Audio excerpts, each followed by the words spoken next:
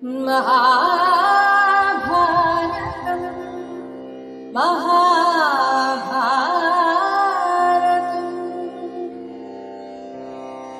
यदा यदा हि धर्मस्य ग्लानिर्भवति भारत अभ्युत्थानमधर्मस्य तदात्मानं सृजाम्यहम् परित्राणाय साधूनां विनाशाय च दुष्कृतां धर्मसंस्थापनार्थाय സംഭവാമി യുഗേ യുഗേ. സ്വയംവരമൊക്കെ വളരെ ഭംഗിയായി നടന്നെങ്കിലും ശരിക്കും തൻ്റെ മകളെ വിവാഹം കഴിച്ചത് ആരാണ് എന്ന് മനസ്സിലാകാത്തതിനാൽ ദ്രുപദൻ വളരെ ദുഃഖത്തിലും ആശങ്കയിലുമായിരുന്നു. ഇത് മനസ്സിലാക്കിയിട്ട് ധൃഷ്ടദ്യുമ്നൻ ഇവർ പോയതിന് പിന്നാലെ അവരറിയാതെ അവരെ പിന്തുടർന്നു. ധൃഷ്ടദ്യുമ്നൻ മാത്രമല്ല, കുറച്ച് അനുയായികളും ഉണ്ടായിരുന്നു. അങ്ങനെ അവർക്ക് മനസ്സിലാകാത്ത വിധത്തിൽ കുറച്ച് പിന്നിലായിട്ടാണ് ഇവർ നടന്നത്. അങ്ങനെ ഒരു പക്ഷേ ഭഗവാൻ കൃഷ്ണൻ വന്നു പോയതിന് ശേഷമായിരിക്കാം ഈ ധൃഷ്ടദ്യുമ്നനൊക്കെ കുലാലഗൃഹത്തിൻ്റെ അടുത്തെത്തുന്നത്. അപ്പോൾ അവർ കുറച്ചു ദൂരെ മാറി നിന്ന് ഇവിടെ നടക്കുന്ന കാര്യങ്ങളൊക്കെ നോക്കി നിന്നു. അപ്പോൾ ഒരു സ്ത്രീ വന്ന്, അതായത് കുന്തി വന്ന് ഇവരെ സ്വീകരിച്ച് അകത്തേക്ക് കൊണ്ടുപോകുന്നതും ഒക്കെ കണ്ടു.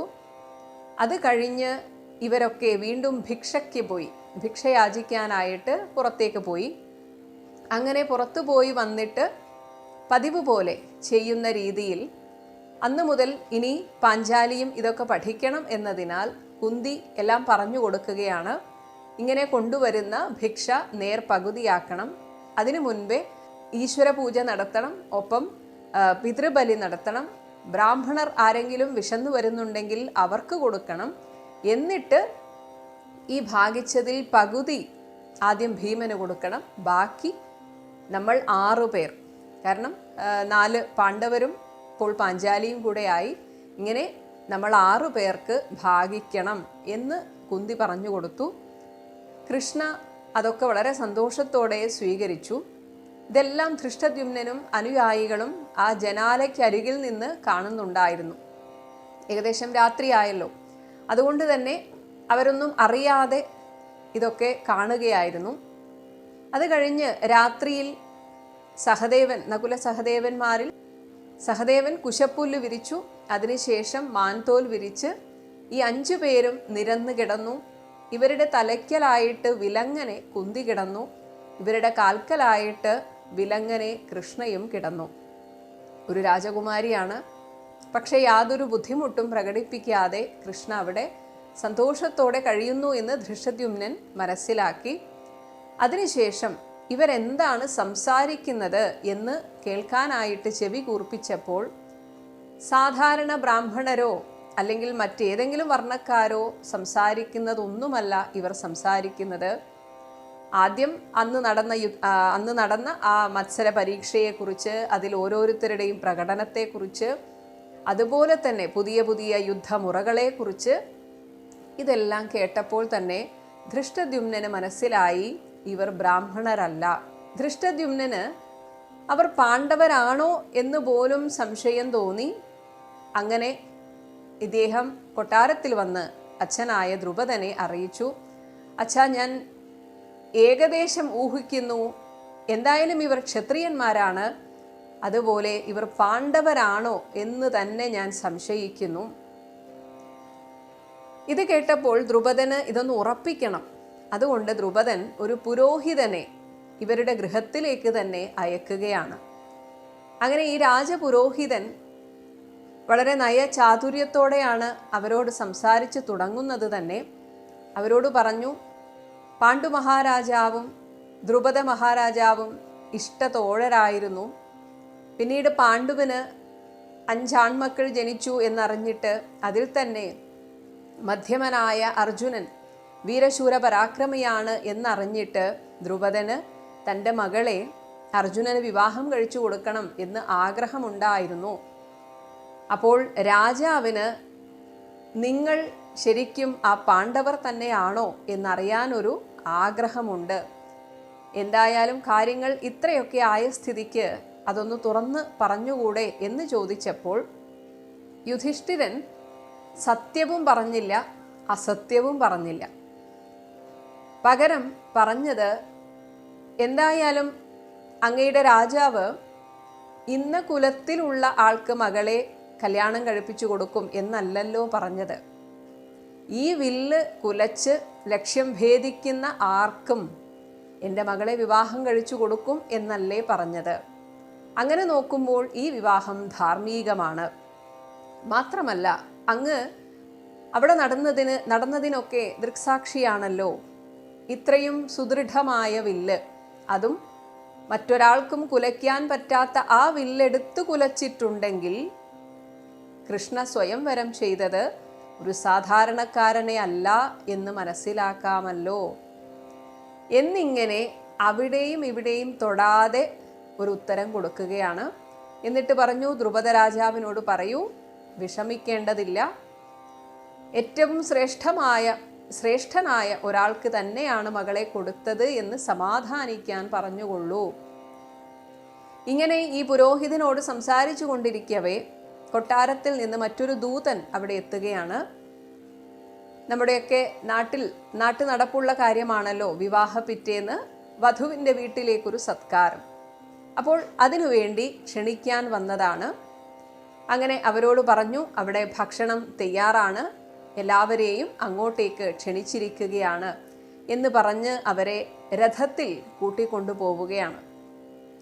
അതേസമയം ഈ കൊട്ടാരത്തിൽ നിന്നെങ്കിലും ഇവർ സത്യം പറയും എന്ന പ്രതീക്ഷയോടെ ദ്രുപദ രാജാവ് ഒരു പരീക്ഷണം എന്ന നിലയിൽ അവർ വന്ന് കാണാൻ വേണ്ടിയിട്ട് കുറേ കാഴ്ച വസ്തുക്കൾ ഇങ്ങനെ നിരത്തി വെച്ചു. അതായത് ഓരോ വർണ്ണക്കാർക്കും ഇഷ്ടപ്പെടുന്ന രീതിയിൽ, ബ്രാഹ്മണരാണെങ്കിൽ കുറച്ച് പുസ്തകങ്ങൾ, അതുപോലെ അവരുടെ രീതികളുമായി ബന്ധപ്പെട്ട കുറച്ച് കാര്യങ്ങൾ. ഇനി ഈ ക്ഷത്രിയരാണ് എങ്കിൽ, അതായത് അവരെ ആകർഷിക്കുന്ന രീതിയിൽ മാർച്ചട്ടകൾ, ആയുധങ്ങൾ, ഇങ്ങനെ പല കാര്യങ്ങൾ അതൊരു ഭാഗത്ത്. പിന്നെ കൃഷിപ്പണിയുമായി ബന്ധപ്പെട്ട കുറച്ച് കാര്യങ്ങൾ. ഇങ്ങനെ ഓരോ തരത്തിലുള്ള കാഴ്ച വസ്തുക്കൾ അവിടെ അങ്ങനെ പ്രദർശിപ്പിച്ചു. അങ്ങനെ ഇവരെല്ലാവരും കൊട്ടാരത്തിലേക്ക് എഴുന്നള്ളി. ആ വരവ് കണ്ടപ്പോൾ തന്നെ ദ്രുപദ രാജാവ് ഉറപ്പിച്ചു, ഇതൊന്നും ഒരു ബ്രാഹ്മണന്മാരുടെ ഒരു വരവല്ല. ശരിക്കും ആ ധീരപുരുഷന്മാരുടെ നെഞ്ചുവിരിച്ചുള്ള ആ വരവ് കണ്ടാൽ തന്നെ മനസ്സിലാകും ഇവർ വീരക്ഷത്രിയന്മാരാണ് എന്ന്. എങ്കിലും അദ്ദേഹം അത് പുറത്ത് കാണിക്കാതെ അവരെ തൻ്റെ മുന്നിൽ ഇരിക്കാൻ ക്ഷണിച്ചു. ഒരു സങ്കോചവുമില്ലാതെ അവരവിടെ ഇരുന്നു. അപ്പോഴും രാജാവ് ഉറപ്പിച്ചു, ഇവർ ക്ഷത്രിയന്മാർ തന്നെയാണ്. കാരണം വേറെ ഏത് വർണ്ണക്കാരാണെങ്കിലും രാജാവിൻ്റെ മുന്നിൽ സമന്മാരെന്നതുപോലെ ഇത്ര നിസ്സങ്കോചം, ഒരു സങ്കോചവുമില്ലാതെ ഇരിക്കുകയില്ല. എന്നാൽ ഇവർക്ക് യാതൊരു ബുദ്ധിമുട്ടും ഉണ്ടായില്ല. അവരങ്ങനെ നെഞ്ചുവിരിച്ച് തന്നെ അവിടെ ഇരുന്നു. അപ്പോൾ തന്നെ രാജാവിന് മനസ്സിലായി ഇവർ ക്ഷത്രിയന്മാരാണ് എന്ന്. അങ്ങനെ വിശിഷ്ടമായ ഭോജ്യങ്ങളൊക്കെ കഴിച്ച് അവർ ആ കാഴ്ച വസ്തുക്കളൊക്കെ കാണാൻ വേണ്ടി നോക്കി നിന്നു. ആദ്യം എല്ലായിടത്തും ഒന്ന് ചുറ്റിയെങ്കിലും അവസാനം അവരെത്തിയത് ഈ ക്ഷത്രിയന്മാരെ ഉദ്ദേശിച്ച് വെച്ചിരുന്ന ആ വസ്തുക്കളിലേക്കാണ് അവരുടെ ശ്രദ്ധ പോയത്. അപ്പോൾ തന്നെ ദ്രുപദ രാജാവ് ഉറപ്പിച്ചു, ഇവർ ക്ഷത്രിയരാണ്. മാത്രമല്ല, ഇനി ഇവർ പാണ്ഡവരാണോ എന്നുകൂടെ അറിയണം. ഈ കാര്യം ഉറപ്പിക്കാൻ വേണ്ടി രാജാവ് യുധിഷ്ഠിരനോട് ചോദിച്ചു, ദയവ് ചെയ്ത് ഇനിയെങ്കിലും സത്യം പറയണം, നിങ്ങൾ ശരിക്കും ആരാണ്? കാരണം ഓരോ വർണ്ണത്തിനനുസരിച്ച് വേണമല്ലോ വിവാഹ ഒരുക്കങ്ങൾ നടത്താൻ. അതായത് സ്വയംവരം എന്നത് നമ്മളൊക്കെ കല്യാണ നിശ്ചയം ചെയ്യുന്നത് പോലെ ഒരു ചടങ്ങ് മാത്രമാണ്. ശരിയായ പാണിഗ്രഹണം നടക്കാൻ പോകുന്നതേ ഉള്ളൂ. അപ്പോൾ ഓരോ വർണ്ണക്കാർക്കും ഓരോ രീതിയുണ്ട്. അതുകൊണ്ടാണ് ചോദിക്കുന്നത്, ശരിക്കും നിങ്ങൾ ആരാണ്? അതിനനുസരിച്ച് എനിക്ക് വിവാഹ ഒരുക്കങ്ങൾ നടത്താൻ വേണ്ടിയാണ് ഈ ചോദിക്കുന്നത് എന്നുകൂടെ പറഞ്ഞു. അപ്പോൾ യുധിഷ്ഠിരൻ പറഞ്ഞു, രാജാവേ, അങ്ങയുടെ ഊഹം തെറ്റിയില്ല. ഞങ്ങൾ ക്ഷത്രിയരാണ്, ഞങ്ങൾ പാണ്ഡവരാണ്. ഇത് കേട്ടപ്പോൾ രാജാവിനുണ്ടായ ഒരു സന്തോഷം, പക്ഷെ അത് പുറത്ത് കാണിച്ചില്ല. പ്രത്യേകിച്ച് അർജുനനാണ് തൻ്റെ മകളെ പാണിഗ്രഹണം ചെയ്യാൻ പോകുന്നത്, അല്ലെങ്കിൽ കൃഷ്ണ വരിച്ചത് അർജുനനെയാണ് എന്നുകൂടെ മനസ്സിലായപ്പോൾ വലിയ സന്തോഷമായി. അത് കഴിഞ്ഞ് യുധിഷ്ഠിരനോട് ചോദിക്കുകയാണ്, അപ്പോൾ എങ്ങനെയാണ് നിങ്ങൾ ആ വാരണാവതത്തിൽ നിന്ന് രക്ഷപ്പെട്ടത് എന്ന് ചോദിച്ചപ്പോൾ ആ കഥയൊക്കെ യുധിഷ്ഠിരൻ വിശദീകരിച്ച് പറഞ്ഞു. അതിനുശേഷം എങ്കിൽ പിന്നെ നമുക്കൊരു ശുഭമുഹൂർത്തത്തിൽ പാണിഗ്രഹണം നടത്താം എന്ന് പറഞ്ഞപ്പോൾ, ആദ്യം അർജുനനുമായിട്ടാണല്ലോ, കാരണം അർജുനനാണ് സ്വയംവരത്തിൽ ജയിച്ചത്. ആ സമയത്ത് യുധിഷ്ഠിരൻ പറഞ്ഞു, അത് പിന്നെ ഞാനും വിവാഹം കഴിച്ചിട്ടില്ല. ഇത് കേട്ടപ്പോൾ ദ്രുപദൻ പറയുകയാണ്, ശരി, അങ്ങനെയെങ്കിൽ അങ്ങ് വിവാഹം കഴിച്ചോളൂ. എനിക്ക് തോന്നുന്നു അതൊക്കെ അന്നത്തെ രീതിയാണെന്ന് തോന്നുന്നു. അതായത് ഒരു വംശത്തിലേക്ക് മകളെ അയക്കുക എന്നതാണ് പ്രധാനം, അതിൽ ആര് വിവാഹം കഴിക്കുന്നു എന്നതല്ല എന്നായിരിക്കാം. എന്തായാലും ശരി, ഇനി അങ്ങാണ് പാണിഗ്രഹണം ചെയ്യുന്നതെങ്കിൽ അങ്ങനെ എന്നും ദ്രുപദൻ പറഞ്ഞു. ഇത് കേട്ടപ്പോൾ യുധിഷ്ഠിരൻ പറഞ്ഞു, അല്ല, ഞാൻ മാത്രമല്ല, ഭീമനും വിവാഹം കഴിച്ചിട്ടില്ല, അർജുനൻ കഴിച്ചിട്ടില്ല, നകുല സഹദേവന്മാരാരും വിവാഹം കഴിച്ചിട്ടില്ല. അതുകൊണ്ട് കൃഷ്ണയെ ഞങ്ങൾ 5 പേരും പാണിഗ്രഹണം ചെയ്യാൻ ആഗ്രഹിക്കുന്നു. ഇത് കേട്ടപ്പോൾ ദ്രുപദ മഹാരാജാവ് ഞെട്ടിപ്പോയി. മാത്രമല്ല യുധിഷ്ഠിരനോട് ചോദിച്ചു, അങ്ങ് വലിയ ധർമാത്മാവല്ലേ, എന്നിട്ട് എന്താണ് ഈ അധർമ്മം പ്രവർത്തിക്കാൻ അങ്ങ് പറയുന്നത്? കാരണം ഒരു പുരുഷന് ബഹുഭാര്യാത്വം നമ്മുടെ ധർമ്മശാസ്ത്രത്തിൽ വിധിക്കുന്നുണ്ട്. പക്ഷെ സ്ത്രീകൾക്ക് അങ്ങനെ വിധിച്ചിട്ട് ഞാൻ കേട്ടിട്ടില്ല. ഇത് ലോകമര്യാദയല്ല, ഇത് അധർമ്മമാണ്. അതുകൊണ്ട് എനിക്ക് ഇത് ചെയ്തു തരാൻ ബുദ്ധിമുട്ടുണ്ട് എന്ന് ദ്രുപദൻ പറഞ്ഞപ്പോൾ യുധിഷ്ഠിരൻ പറഞ്ഞു, അമ്മയാണ് ഞങ്ങളോട് ഇത് പറഞ്ഞത്. അമ്മ പറയുന്നത് എന്തോ അത് ധർമ്മമാണ്. അതുകൊണ്ട് അങ്ങ് ഇതിന് സമ്മതിക്കണം എന്ന് പറഞ്ഞു. ഇങ്ങനെ അല്ല എങ്കിൽ ഞങ്ങൾക്ക് ഈ പാണിഗ്രഹണത്തിന് സമ്മതം തരാനും ബുദ്ധിമുട്ടുണ്ട് എന്നുകൂടെ യുധിഷ്ഠിരൻ പറഞ്ഞപ്പോൾ ദ്രുപദ മഹാരാജാവ് ആകെ ആശയക്കുഴപ്പത്തിലായി. ഇങ്ങനെ ഇവരുടെയൊക്കെ ഈ ആശങ്ക ദൂരീകരിക്കാൻ എന്ന വണ്ണം അവിടെ കൃത്യസമയത്ത് വ്യാസഭഗവാൻ എഴുന്നള്ളി. വ്യാസഭഗവാനെ ആദരിച്ച് സ്വീകരിച്ചിരുത്തി. അങ്ങനെ ദ്രുപദ മഹാരാജാവ് പറഞ്ഞു, ഞങ്ങൾ ആകെ ആശയക്കുഴപ്പത്തിലാണ്.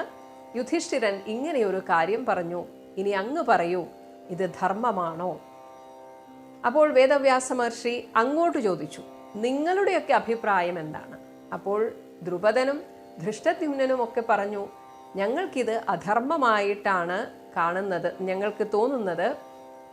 കാരണം ധൃഷ്ടദ്യുമ്നൻ ചോദിച്ചു, എങ്ങനെയാണ് അനുജന്റെ ഭാര്യയാണെന്ന് അറിഞ്ഞുകൊണ്ട് ജ്യേഷ്ഠന് ആ സ്ത്രീയെ അല്ലെങ്കിൽ ഞങ്ങളുടെ കൃഷ്ണയെ ഭാര്യയായിട്ട് കാണാൻ സാധിക്കുക? അതുകൊണ്ട് ഇത് അധർമ്മമാണ് എന്ന് തന്നെയാണ് എൻ്റെ അഭിപ്രായം. ഇങ്ങനെ ഒരു ചർച്ച നടക്കുന്ന സമയത്ത് വ്യാസഭഗവാൻ ചില സ്ത്രീകളൊക്കെ, പ്രത്യേകിച്ച് ഋഷികന്യകമാരൊക്കെ ഇങ്ങനെ കൂടുതൽ ഭർത്താക്കന്മാരെ, ഒന്നിൽ കൂടുതൽ ഭർത്താക്കന്മാരെ സ്വീകരിച്ചിട്ടുണ്ട് എന്ന് ഉദാഹരണ സഹിതം പറഞ്ഞു. അതുകൂടാതെ ദ്രുപദനോട് പറഞ്ഞു, അങ്ങ് എൻ്റെ കൂടെ അകത്തേക്ക് വരൂ, ഇവരൊക്കെ ഇവിടെ ഇരിക്കട്ടെ, എനിക്ക് അങ്ങയോട് മാത്രമായിട്ട് ഒരു രഹസ്യം പറയാനുണ്ട്. അങ്ങനെ മറ്റുള്ളവരെയൊക്കെ അവിടെ ആ കൊട്ടാരത്തിലെ എല്ലാവരും ഇരിക്കുന്ന അവിടെ ഇരുത്തിയിട്ട് ദ്രുപദ മഹാരാജാവിനെ മാത്രം കൂട്ടിക്കൊണ്ട് മുറിയിലേക്ക് പോയി വ്യാസഭഗവാൻ ഒരു രഹസ്യം വെളിപ്പെടുത്തുകയാണ്. അങ്ങനെ ദ്രുപദ മഹാരാജാവിനോട് വ്യാസഭഗവാൻ ഒരു കഥ പറയാൻ ആരംഭിച്ചു. പണ്ട് നൈമിഷാരണ്യത്തിൽ വെച്ച് ഒരു യജ്ഞം നടത്തവേ അവിടെ യജമാന സ്ഥാനത്തിരുന്നത് യമനായിരുന്നു. അങ്ങനെ യമൻ ഈ യജമാന സ്ഥാനത്തിരുന്നത് കൊണ്ട് തന്നെ ആ സമയത്ത് ഭൂമിയിൽ സംഹാരമൊന്നും നടക്കാതെയായി. അതായത് ആരും മരിക്കാതെയായി. നമ്മളൊക്കെ ചെറുപ്പത്തിലൊരു പദ്യം പഠിച്ചിട്ടുണ്ട്, കാലനില്ലാത്ത കാലം, അതുപോലെ ഒരു കാലം. അങ്ങനെ നോക്കിയപ്പോൾ മനുഷ്യർക്ക് ആർക്കും മരണമില്ല. ഇത് കണ്ട് ദേവന്മാർക്ക് ഭയമായി. കാരണം അവരെയാണ് അമർത്യന്മാർ എന്ന് പറയുന്നത്. ഇതിപ്പോൾ മർത്യന്മാരും അമർത്യന്മാരായാൽ പിന്നെ ഞങ്ങൾക്ക് എന്താണ് വില എന്നായി ദേവന്മാരുടെ സംശയം. അങ്ങനെ അവർ ബ്രഹ്മാവിൻ്റെ അടുത്ത് പോയിട്ട് ഇങ്ങനെ ഒരു പരാതി പറഞ്ഞു. അപ്പോൾ ബ്രഹ്മദേവൻ പറഞ്ഞു, അതിന് നിങ്ങളെന്തിനാണ് പേടിക്കുന്നത്? അവർ നിങ്ങളെ ഉപദ്രവിക്കാനൊന്നും പോകുന്നില്ലല്ലോ. ഈ ഒരു യജ്ഞം കഴിഞ്ഞാൽ യമൻ പഴയതുപോലെ തൻ്റെ സംഹാരക്രിയകൾ ആരംഭിക്കും. ഇങ്ങനെ ബ്രഹ്മദേവന്റെ അടുത്ത് നിന്ന് തിരിച്ച് ഇവർ യജ്ഞശാലയിലേക്ക് എത്തിയപ്പോൾ അവിടെ വളരെ ആകസ്മികമായിട്ട് അത്ഭുതകരമായ ഒരു രംഗം അവർ കണ്ടു. അവിടെ ഗംഗാനദിയിൽ മനോഹരമായ ഒരു താമരപ്പൂവ് വിരിഞ്ഞിരിക്കുന്നു. അപ്പോൾ ഇതിനു മുൻപ് കണ്ടിട്ടില്ല. അങ്ങനെ ദേവേന്ദ്രൻ എഴുന്നേറ്റ് ചെന്ന് അവിടെ എത്തിയപ്പോൾ അവിടെ ഒരു അതിസുന്ദരിയായിട്ടുള്ള ഒരു സ്ത്രീ നിൽക്കുന്നത് കണ്ടു. അതേസമയം ആ സ്ത്രീയുടെ കണ്ണിൽ നിന്ന് ഒരിറ്റു ജലം ആ വെള്ളത്തിലേക്ക് വന്നു വീണപ്പോൾ ആ ജലം ബാഷ്പീകരിച്ച് ഒരു പൊൻ താമരയായി തീർന്നു. ഇതെല്ലാം കണ്ടിട്ട് ദേവേന്ദ്രന് ആകാംക്ഷയായി. ദേവേന്ദ്രൻ ചോദിച്ചു, ദേവി അങ്ങ് ആരാണ്? എന്തിനാണ് കരയുന്നത്? അപ്പോൾ ആ ദേവി പറഞ്ഞു, അങ്ങ് എൻ്റെ കൂടെ വരൂ, ഞാൻ ഇതിൻ്റെ കാരണം പറഞ്ഞു തരാം, അല്ലെങ്കിൽ ഒരു കാര്യം അങ്ങേക്ക് ബോധ്യപ്പെടുത്തി തരാം, അങ്ങ് എൻ്റെ കൂടെ വരൂ എന്ന് പറഞ്ഞ് ഒരു പർവ്വതത്തിനടുത്തേക്ക് നടന്നു. ആ പർവ്വതത്തിന് മുകളിൽ സിംഹാസനത്തിൽ ഒരു ദേവൻ ഇരിക്കുന്നുണ്ടായിരുന്നു. ആ ദേവൻ അവിടെ മറ്റൊരു സുന്ദരിയായ സ്ത്രീയുടെ കൂടെ ചൂത് കളിക്കുകയായിരുന്നു. അങ്ങനെ ദേവേന്ദ്രൻ അങ്ങോട്ട് ചെന്നപ്പോഴും ഈ ദേവൻ അവിടെ കണ്ട ആ ആൾ ദേവേന്ദ്രനെ ശ്രദ്ധിക്കുന്നില്ല എന്ന് കണ്ടപ്പോൾ ദേവേന്ദ്രന് ദേഷ്യം വന്നു. അങ്ങനെ അവിടെ നിന്ന് ദേഷ്യത്തെ ചോദിക്കുകയാണ്, എന്താണ് എന്നെ കണ്ടിട്ട് നിങ്ങൾ ശ്രദ്ധിക്കാത്തത്? ഞാൻ ആരാണെന്ന് അറിയില്ലേ എന്നൊക്കെ ചോദിച്ചപ്പോൾ ആ ഇരുന്ന ദേവൻ അത് സാക്ഷാൽ പരമശിവനായിരുന്നു. അങ്ങനെ പരമശിവൻ ദേവേന്ദ്രനോട് പറഞ്ഞു, തന്നെ പോലെ ഒരാൾക്ക് ഇത്ര അഹങ്കാരം പാടില്ല. അതുകൊണ്ട് തന്നെ ഞാനൊരു ഗുഹയിലേക്ക് അയക്കുകയാണ് എന്ന് പറഞ്ഞിട്ട് ആ ഗുഹയിലേക്ക് അയച്ചു. എന്നിട്ട് അവിടെ ആ ഗുഹയുടെ വാതിൽ തുറന്നു നോക്കാൻ പറഞ്ഞു.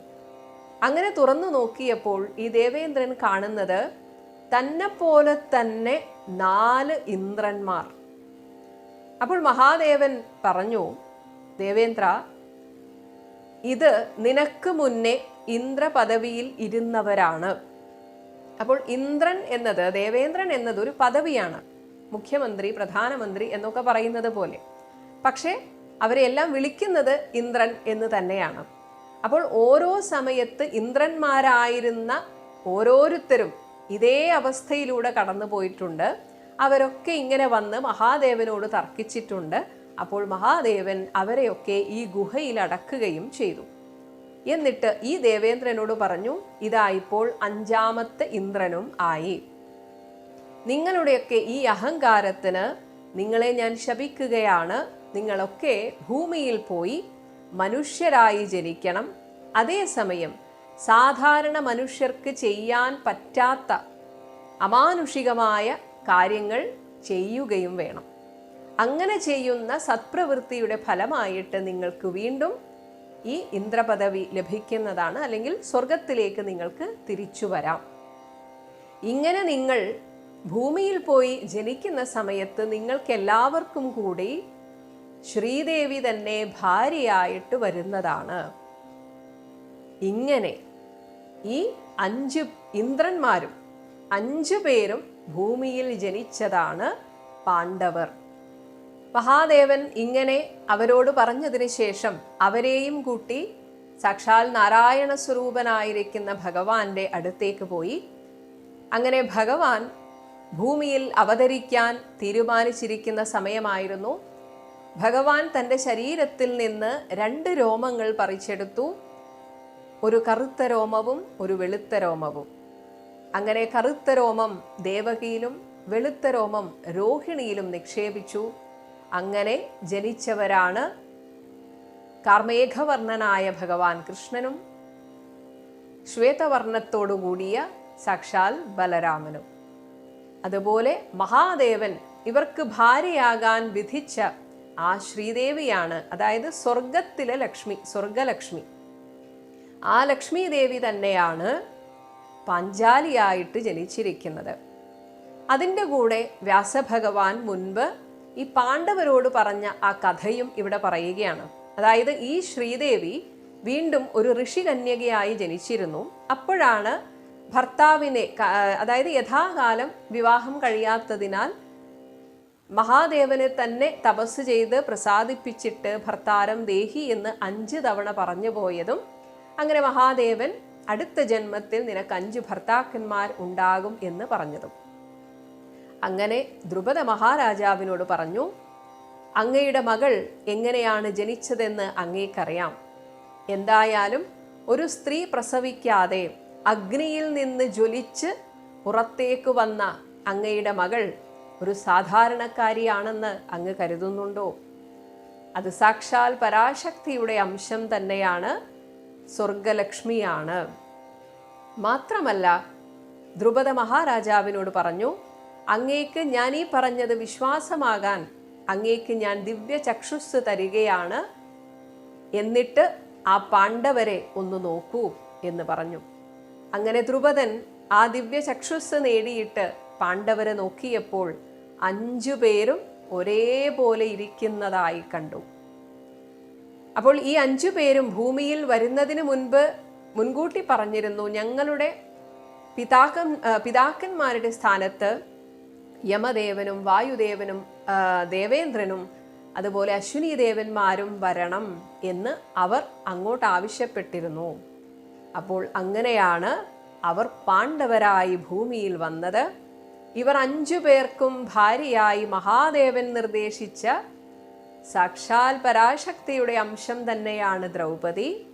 അതുകൊണ്ട് ഇതിൽ ഒരു അധർമ്മവും ഇല്ല. കാരണം പിന്നീടൊരു ജന്മത്തിൽ ഋഷികന്യകയായി ജനിച്ചതും ഇതേ ദേവി തന്നെയാണ്. അന്ന് മഹാദേവൻ തന്നെയാണ് പറഞ്ഞത്, നീ 5 പേർക്കും ഭാര്യയായിട്ടിരിക്കണം എന്ന്. അപ്പോൾ ഇത് മഹാദേവന്റെ നിശ്ചയമാണ്. അതുകൊണ്ട് തന്നെ ഇത് ധർമ്മമാണ്. ഇങ്ങനെ ഒരു കാര്യം ഭൂമിയിൽ നടക്കണമെങ്കിൽ അതിനൊരു ഈശ്വര നിശ്ചയമുണ്ട്. അതുകൊണ്ട് അങ്ങിനി ഒട്ടും തന്നെ വിഷമിക്കേണ്ടതില്ല. ഇത് കേട്ടപ്പോൾ ദ്രുപദ മഹാരാജാവിനും ആശ്വാസമായി, സന്തോഷമായി. തൻ്റെ മകൾ ആ ഈശ്വരാംശമാണ്, പരാശക്തിയുടെ അംശം തന്നെയാണ് എന്ന് മനസ്സിലാക്കി കൂടുതൽ സന്തോഷത്തോടെ ആ പാണിഗ്രഹണത്തിന് 5 പേർക്കും പാണിഗ്രഹണത്തിനുള്ള ഏർപ്പാടുകൾ ചെയ്തു. അപ്പോൾ അന്ന് തന്നെ ഒരു വിശിഷ്ടമായ ദിവസമായിരുന്നു, വിശേഷപ്പെട്ടൊരു ദിവസമായിരുന്നു. അങ്ങനെ ആദ്യം യുധിഷ്ഠിരൻ ദ്രൗപദിയെ വിവാഹം ചെയ്തു. അന്നത്തെ ദിവസം യുധിഷ്ഠിരൻ്റെ കൂടെ കഴിഞ്ഞു. പിന്നീട് ഓരോരുത്തരെയും വിവാഹം ചെയ്യുമ്പോഴും ദ്രൗപദി കന്യകയായി തീർന്നിരുന്നു എന്നാണ് പറയുന്നത്. അങ്ങനെ ഓരോ ദിവസവും ഓരോരുത്തരെയായി വിവാഹം ചെയ്തു. ദ്രുപദ മഹാരാജാവ് ഒരുപാട് ധനധാന്യങ്ങളൊക്കെ, സ്വർണവും, അങ്ങനെ എന്തൊക്കെ കൊടുക്കാൻ പറ്റുമോ അതെല്ലാം വിവാഹ സമ്മാനമായിട്ട് കൊടുത്തു. ഇതിനൊക്കെ പുറമെ ഭഗവാൻ കൃഷ്ണൻ ദ്വാരകയിൽ നിന്ന് പല ദേശത്ത് നിന്ന് വരുത്തിയ പല വിശിഷ്ട വസ്തുക്കളും സമ്മാനമായിട്ട് ഇങ്ങ് ദ്രുപദന്റെ കൊട്ടാരത്തിലേക്ക് കൊടുത്തയച്ചു. അങ്ങനെ എല്ലാവരും സന്തോഷത്തോടെ ദ്രുപദന്റെ കൊട്ടാരത്തിൽ കുറച്ചു കാലം കഴിഞ്ഞു. മഹാഭാരതം